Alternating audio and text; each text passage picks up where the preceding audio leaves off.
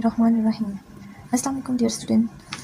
आज का हमारा लेक्चर है चैप्टर नंबर 9 थ्योरम नंबर 2। पहला हमारा लेक्चर था चैप्टर नंबर 9 का थ्योरम नंबर 1 जो कि था one and only one circle can pass through 3 non collinear points. आज का हमारा थ्योरम नंबर है 2 जिसकी स्टेटमेंट है A straight line drawn from the center of a circle to bisect a chord is perpendicular to the chord।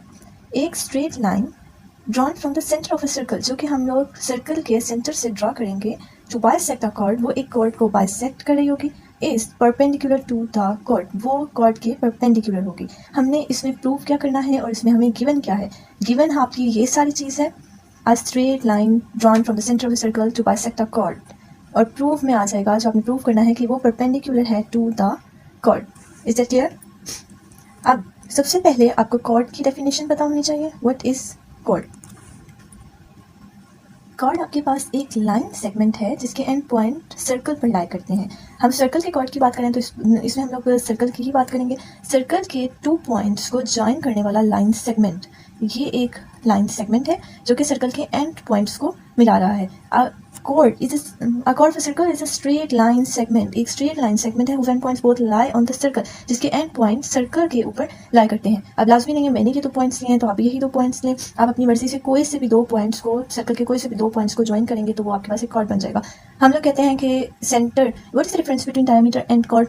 Diameter भी जो है वो हमारा कॉर्ड होता है, और वो सबसे बड़ा जो हम लोग कहते हैं लार्जेस्ट कॉर्ड जो है वो हमारा डायामीटर ही होता है। वो भी क्या डायामीटर ही होता है, वो कॉर्ड जो कि सेंटर में से पास करे, तो वो भी हमारे सर्कल के दोनों एंड पॉइंट्स को ज्वाइन करके सेंटर में से गुजरा होता है, उसको कॉर्ड ही कहते हैं, लेकिन उसका नाम जो है वो हम लोगों ने डायामीटर रखा हुआ है। तो डायामीटर होता है जो कि सेंटर में से पास करे, और बाकी हम लोगों के पास बाकी कोई भी 2 पॉइंट्स को आप ज्वाइन करके जो भी लाइन ड्रॉ करेंगे वो हमारा कॉर्ड कहलाएगा।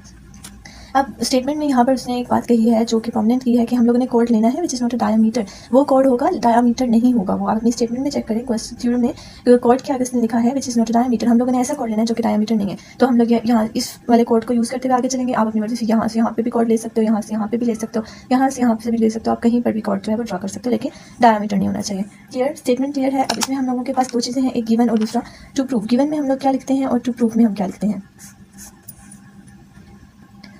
देखें स्टेटमेंट में है a straight line drawn from the centre of a circle, आपने सर्कल पर से एक स्ट्रेट लाइन ड्रॉ करनी है टू बाइसेक्ट अ कॉर्ड, और वो कॉर्ड को 2 इक्वल हिस्सों में डिवाइड करी हो, मतलब जितना हिस्सा यहाँ पर है उतना ही यहाँ पे। बाइसेक्ट का मतलब होता है बाय, 2 हिस्सों में डिवाइड कर देना किसी भी कॉर्ड को। वो कह रही है कि वो लाइन स्ट्रेट लाइन इसको 2 इक्वल पार्ट्स में डिवाइड कर देगी।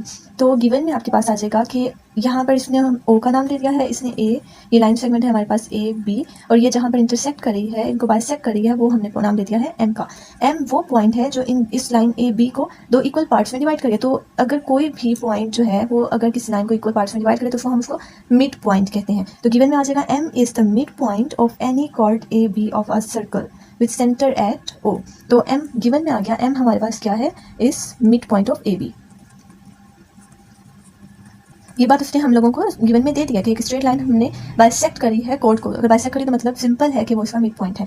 दूसरी बात जो उसने कह दिया कि जो हमारे पास ए बी है वो डायामीटर नहीं है, तो वो भी हमारा गिवन में आ जाएगा कि A B is not a diameter. ये 2 चीज़ें हमारी गिवन में आ गई। अब प्रूफ क्या करना है, प्रूफ ये है इस परपेंडिकुलर टू द कॉर्ड। आपने प्रूफ करना है कि ये ओ एम जो हमने लाइन ड्रॉ की है ये ए बी के ऊपर परपेंडिकुलर है। O M is perpendicular to A B. Construction में हम वो करते हैं जो हमने काम खुद करना होता है। कंस्ट्रक्शन में उसने जस्ट इतना किया कि join O with A and O with B, और उसने इनको एंगल्स का नाम दे दिया, इसको एंगल नंबर 1 का नाम दे दिया और इसको एंगल नंबर 2 का नाम दे दिया। ये सारा काम आपने कंस्ट्रक्शन में लिख देना है। अब हम आ जाते हैं अपने प्रूफ की तरफ। प्रूफ में 2 चीज़, एक होती है हमारी स्टेटमेंट और दूसरी होती है रीजन। स्टेटमेंट में हम लोग स्टेटमेंट लिखते हैं और रीजन में हम बस वजह लिखते जाते हैं कि ये स्टेटमेंट हमने क्यों दिया, इसकी वजह लिख दो। ये इतनी कोई बड़ी टेंशन वाली बात नहीं है कि हम रीजन से याद करें, स्टेटमेंट याद करें। आपने स्टेटमेंट समझ के लिखना है और रीजन आपको पता लग जाएगा कि ये स्टेटमेंट हमने कहाँ से उठाई है। राइट? अब आपके पास जो है स्टार्ट लेते हैं हम लोग के पास है 2 ट्राइंगल्स, एक ट्राइंगल ओ ए एम है और दूसरी ट्राइंगल है ओ बी एम। दोनों ट्राइंगल्स देखने में एक जैसी हैं। हम दोनों ट्राइंगल्स को लेंगे, वो कह रहा है in triangle O A M and triangle O B M. 2 triangles ले लिए। अब हम इन दोनों ट्राइंगल्स को टैली करने लगेंगे इनमें क्या क्या चीज़ें हैं। सबसे पहले आपको पता है कि ओ ए एंड ओ बी दोनों जो हैं वो एक दूसरे के इक्वल हैं। क्यों इक्वल हैं? हम लोगों ने पहले थ्योरम में पढ़ा था कि आप कोई भी आपका सर्कल है, सर्कल के सेंटर से उसके रेडियस, उसके किसी भी पॉइंट तक का फासला जो है वो इक्वल होता है। अब आपके पास कोई भी सर्कल है, ये आपने सर्कल ले लिया है, ये इसका सेंटर ओ है, आप इस पर कोई भी पॉइंट लोगे, ये पॉइंट लिया, ये पॉइंट लिया, ये पॉइंट लिया, ये पॉइंट लिया, ये पॉइंट लिया, इनका फासला जो है वो सेंटर से इक्वल होगा।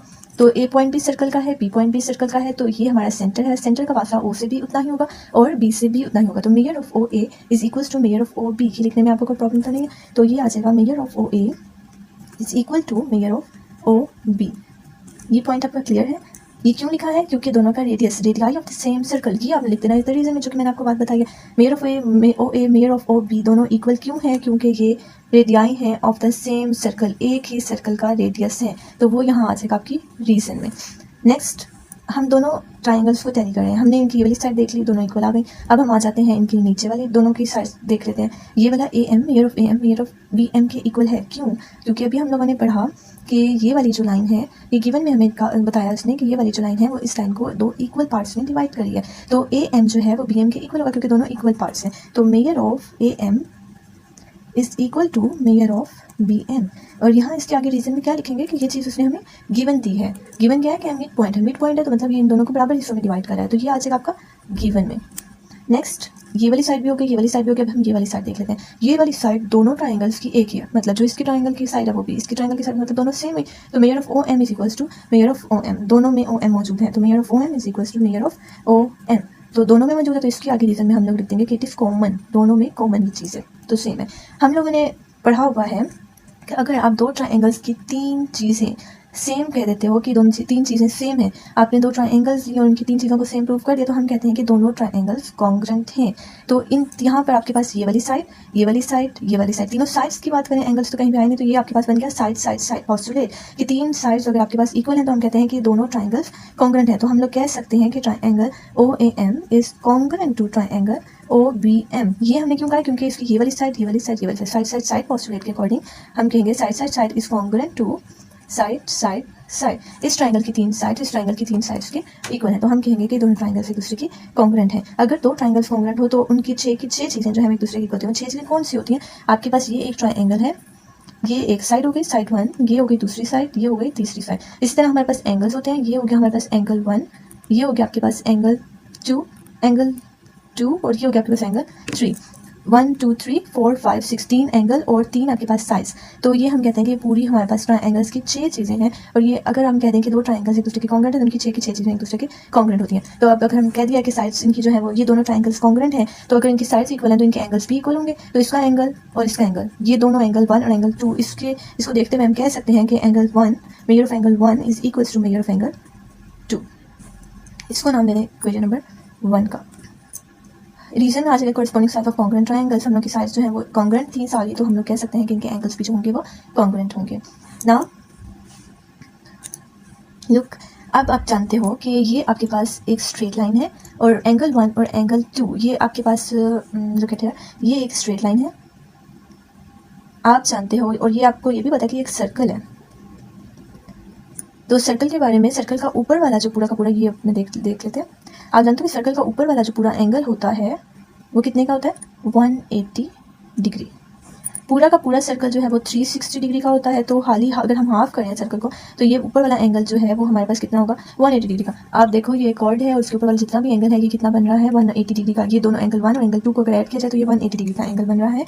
तो measure of angle 1 plus measure of angle 2 is equals to आपके पास बन रहा है 180 डिग्री। तो क्योंकि आपने क्वेश्चन नंबर 1 में ये बात कही थी कि एंगल 1 एंगल 2 के इक्वल है, अगर एंगल 1 एंगल 2 के इक्वल है तो आप इसको लिख सकते हो कि एंगल 1 जो है जैसा है वैसे एंगल 2, तो एंगल 2 की जगह भी एंगल 1 लिख सकते हैं क्योंकि दोनों इक्वल है। Measure of angle 1 is equal to 180 degree. ये आपके पास हो गया, इन दोनों को जमा करें तो 2 times of measure of angle 1 is equal to 180 degree. 2 आपने एंगल 1 फाइंड आउट करना है तो एंगल 1 आ जाएगा 2 से दोनों साइड्स को आप डिवाइड कर देंगे, ये हो कैंसिल, 2 9s are 18, 90 डिग्री। तो मेजर ऑफ एंगल 1 आ गया आपके पास 90 डिग्री। अगर मेजर ऑफ एंगल 1 90 डिग्री है और हमने कहा एंगल 1 एंगल 2 के इक्वल है तो एंगल 2 भी क्या होगा? 90 डिग्री, जो कि आपने प्रूव करना था कि इनके ऊपर जो आप लाइन गिरा रहे हो वो 90 डिग्री का एंगल बना रही है। एंगल 1 भी 90 डिग्री है। यहाँ पे जगह थोड़ी कम रह गई है इसलिए मैं यहाँ पर लिख रही हूँ। एंगल 1 भी 90 डिग्री है इज इक्वल्स टू और एंगल 2 भी 90 डिग्री है, तो ये दोनों एंगल्स कितने के हो गए 90 डिग्रीज के।